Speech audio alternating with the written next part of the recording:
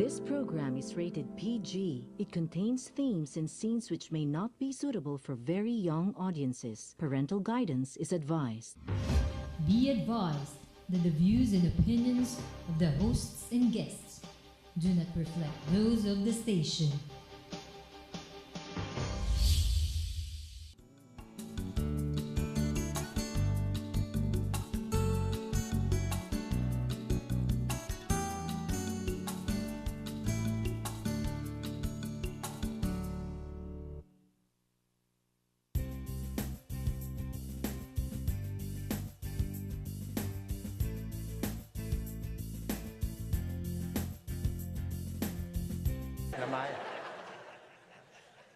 Your mother and I are going to introduce some color coding systems so we don't get confused. Education under No Child Left Behind is based on not diversity, but conformity. What schools are encouraged to do is to find out what kids can do across a very narrow spectrum of achievement. One of the effects of No Child Left Behind has been to narrow the focus onto the so-called STEM disciplines. They're very important. I'm not here to argue against science and math. On the contrary, they're necessary, but they're not sufficient. A real education has to give equal weight to the arts, the humanities, to physical education. An awful lot of kids... Sorry, thank you.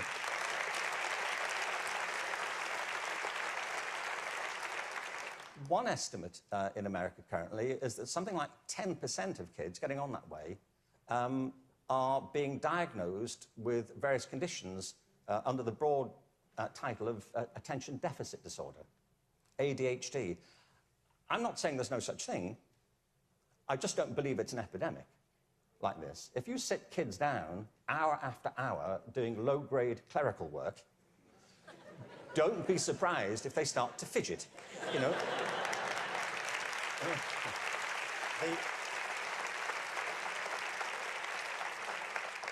Children are not, for the most part, suffering from a psychological condition. They're suffering from childhood, you know, and I know this because I spent my early life as a child. I went through the whole thing. And kids prosper best with a broad curriculum that celebrates their various talents, not just a small range of them. And by the way, the arts aren't just important because they improve math scores, they're important because they... Good evening, ladies and gentlemen. Welcome to Philippines Uncut. I'm your host, Buddy Kunana. Now, on this show, we talk about everything under the sun, and tonight is about education. Now, this show will be very interesting, especially for you parents out there, because we're going to be talking about progressive education, a system that puts the child at the center, a system that focuses on the child's individual developmental needs. And joining us are guys from a very progressive school called the School of Academics and Arts, led by Principal Julius Bermudez. Welcome to Philippines Uncut, Jules. Hello, good evening. Thank you for having us here. Thank you very much. No, I mean, this is also very timely because, you know, a lot of parents have started their kids in school, you know, this month. Yeah. And, you know, this is a fascinating subject for me because it really will entail a paradigm shift in the way we think about education, right? Now, before we jump into the topic, let's talk about you and your background. Who is Jules Bermudez? Teacher Jules to many. I've been a teacher for more than a decade now, exactly 12 years. I started in a public school system and then private schools. And then my wife and I taught in the States, Washington, D.C. for 7 years. So we're both credentialed teachers in the States as well. My concentration is biology and special needs, autism, and giftedness. So I assess children with special needs as well. But, you know, my school actually speaks so much about the arts.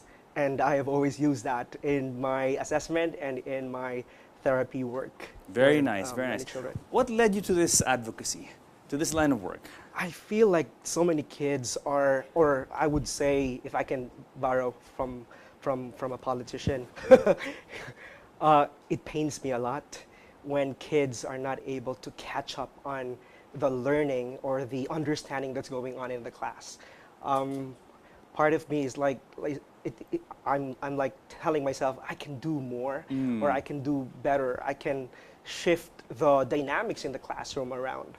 So that actually encouraged me to advocate for this type of school of thought. Yeah. Jules, what's wrong with the education system that we have today? The education system that you and I grew up in. No, I mean, I went to traditional school, you went, and I think, I mean, almost everyone I know went to traditional school. And let's define, what is a traditional school? A traditional school still has the teacher as the primary source of the content, the skills, the habits of mind, meaning the sage on the stage, as opposed to the guide on the side, which the progressivists are really encouraging.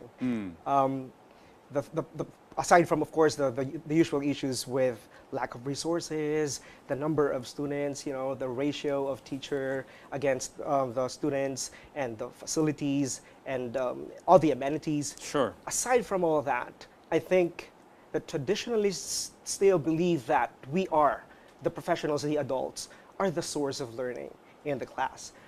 Okay. The fact is, kids can actually contribute if we would just allow them, and if you would really believe in their capacity to drive the conversation in the classroom, to pose intelligent questions, to make sure that they are in the know in developing and shaping the discussion and the intelligent argumentation in the class. Yeah, yeah. So you really focus on sort of empowering the student to achieve his or her potential. Yes, but of course, I with my background in child psychology, I believe that adults are here to actually create the parameters, the prepared environment for the children. Of course. But the thing is, they can actually guide us to what they really need in this life. They can actually point us to the direction we're supposed to go. Okay, Jules, the schools that we went to were traditional schools. Now, I went to traditional school, which I think I did. I'm sure I did, and you did as well. And in our school experience, you and I, we were in a classroom with a teacher and set subjects, and we all had to study the same way, do the same homework. Everything was the same way, basically, for 40, in my class, 30, 40 people. Now, what is wrong with this system? The education, the learning that should take place is not catered to the uniqueness of the child. It's like a factory meal. Everybody's just lined up, waiting to be served by this packed lunch. We are not creating, or we are not identifying the strength of our children. Of course, with proper tools and assessment, we can actually identify the direction or the weaknesses of the children. But I think we are really not gathering our courage to really identify what my students need in that particular time or in that particular moment wherein you think there is a need for that child to answer or respond to a question that's been going on in his head and yet cannot be answered by anybody in the class. Yeah, and you hit the nail on the head when you said that the children, the students are all different, different needs, different likes, different dislikes. What is the effect of this standardization or this of everyone going through the same process and the same procedure, the same process, the same curriculum? What is the problem? What is the effect on the students? That's an excellent question, and that's a question that's being discussed by so many. With standardization, we set the bar, and in this particular bar, the kids are supposed to hit that particular target. And if the child falls behind or could not grasp or could not get into that particular bar, then he will be called a weakling, he will be called an otherwise person, or he will have a different self-image perhaps, or a different picture of himself. And it's very devastating for a child, no? For the child's confidence and emotional. Yeah, I've seen so many children and so many families, not just children, but parents who are in a way disgusted and really tired of having to hear from administrators, schools, telling them that there is something wrong with their child. Where the fact is, they are not just providing what the child has been asking from them. It might not be the right fit for the child. Yes. What they're doing, this whole thing that the herd is doing, Yes. may not be the right fit for the child. Yeah. There is, if I may just talk about this, there is this PISA, and everybody has to go through that. Everybody has to be assessed, and of course some countries fall behind. Some countries don't get the top notch. But I think we really have to turn it around, the system of assessing and really evaluating what our children can do and cannot do. If in our school, we have a different assessment. Yeah. Now, it's a system really, that it answers a lot of questions when people wonder why kids drop out, why kids underperform in school. It may be because what they're learning or the system of learning is not appropriate for them, or it's not right for them. What do you think? Or they're being said no, don't do this so many times in a very short period of time. Like in 8 hours a day, there will be tons of saying, no, you can't do that. You have to sit down.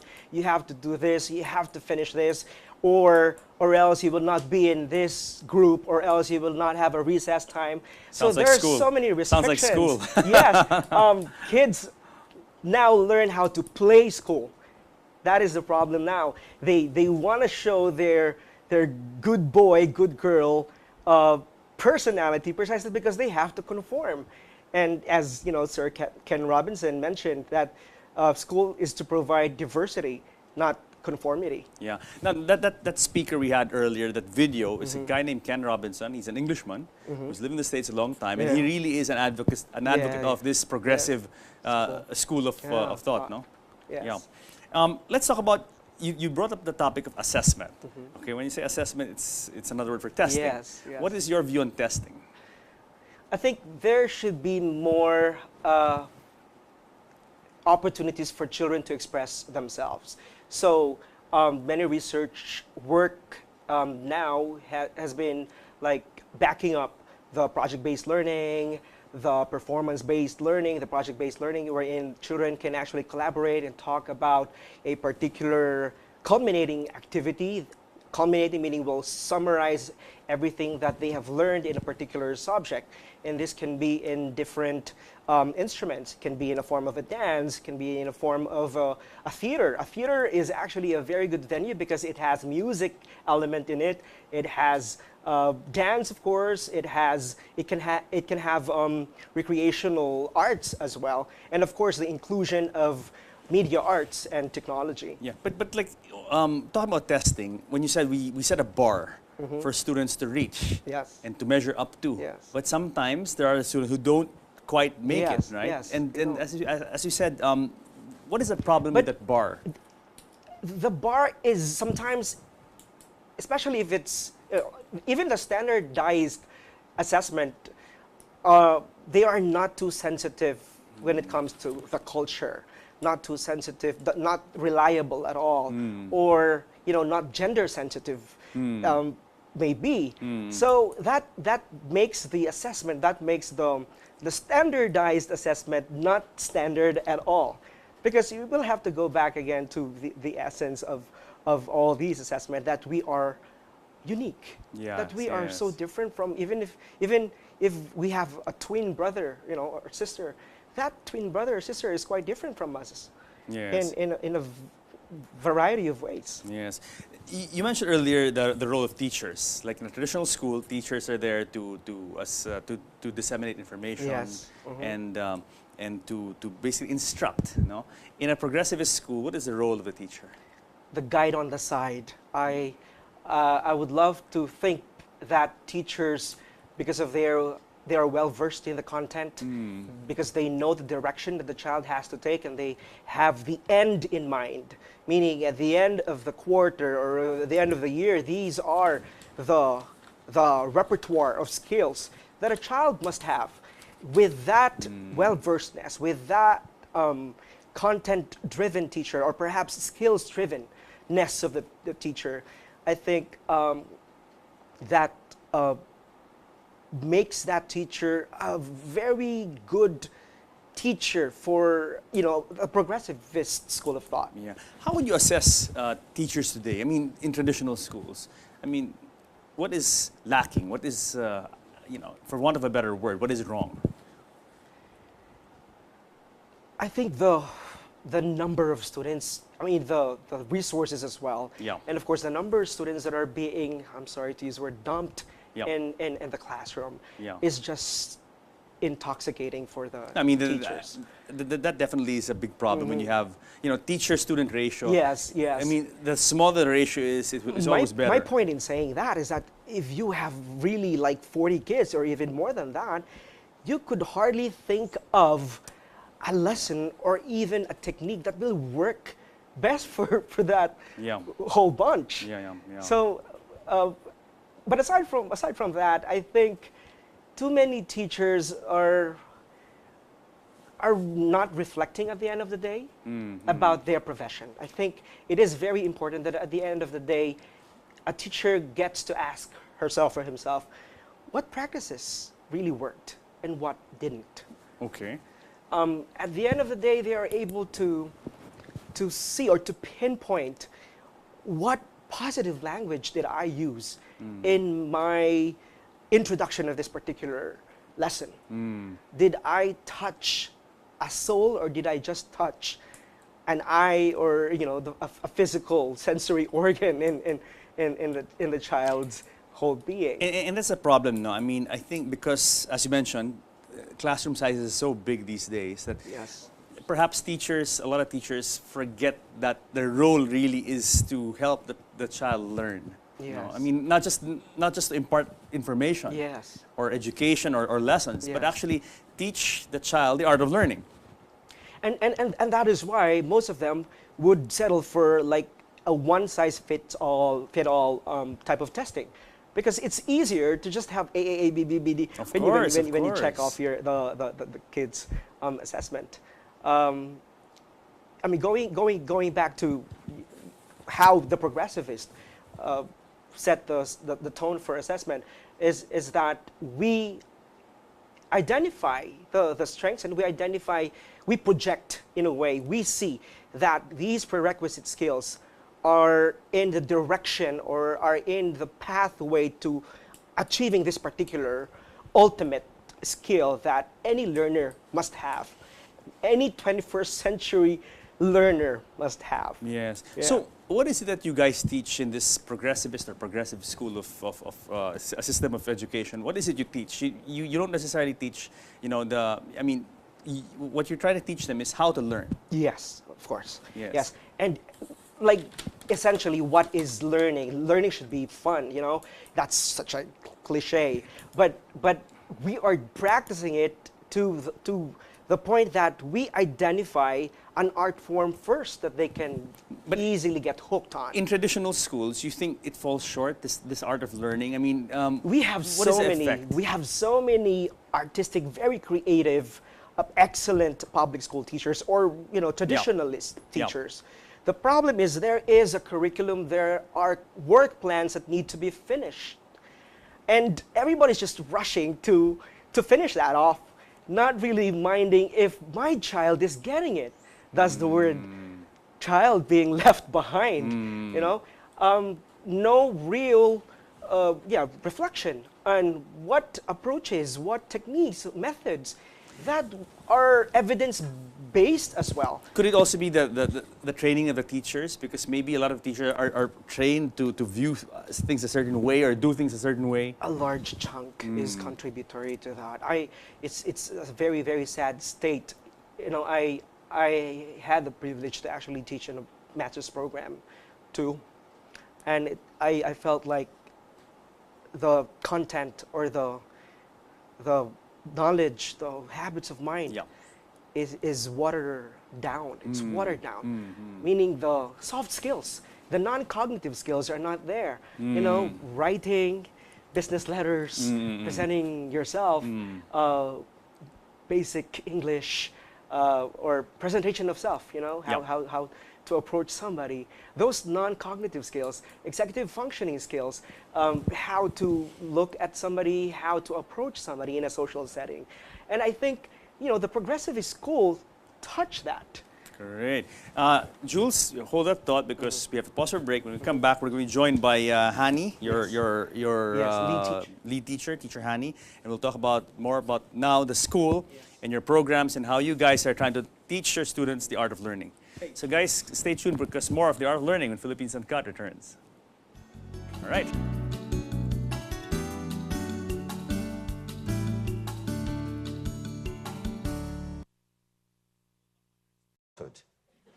You know, and I know this because I spent my early life as a child. I went through the whole thing. And kids prosper best with a broad curriculum that celebrates their various talents, not just a small range of them. And by the way, the arts aren't just important because they improve math scores, they're important because they... Good evening, ladies and gentlemen. Welcome to Philippines Uncut. I'm your host, Buddy Kunana. Now, on this show, we talk about everything in the sun, and tonight is about education. Now, this show will be very interesting, especially for you parents out there, because we're going to be talking about progressive education, a system that puts the child... are being diagnosed with various conditions under the broad title of attention deficit disorder, ADHD. I'm not saying there's no such thing. I just don't believe it's an epidemic like this. If you sit kids down hour after hour doing low-grade clerical work, don't be surprised if they start to fidget, you know.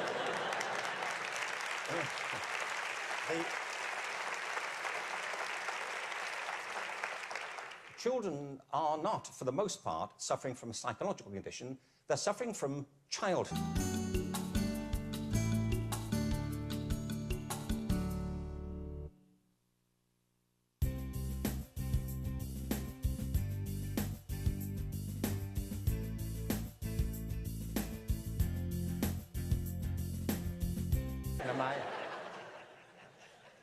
Your mother and I are going to introduce some color-coding systems so we don't get confused. Education under No Child Left Behind is based on not diversity, but conformity. What schools are encouraged to do is to find out what kids can do across a very narrow spectrum of achievement. One of the effects of No Child Left Behind has been to narrow the focus onto the so-called STEM disciplines. They're very important. I'm not here to argue against science and math. On the contrary, they're necessary, but they're not sufficient. A real education has to give equal weight to the arts, the humanities, to physical education. An awful lot of kids... Sorry, thank you.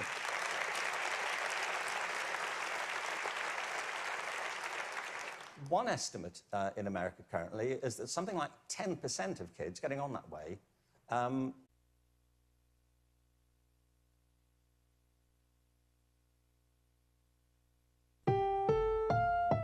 This program is rated PG. It contains themes and scenes which may not be suitable for very young audiences. Parental guidance is advised.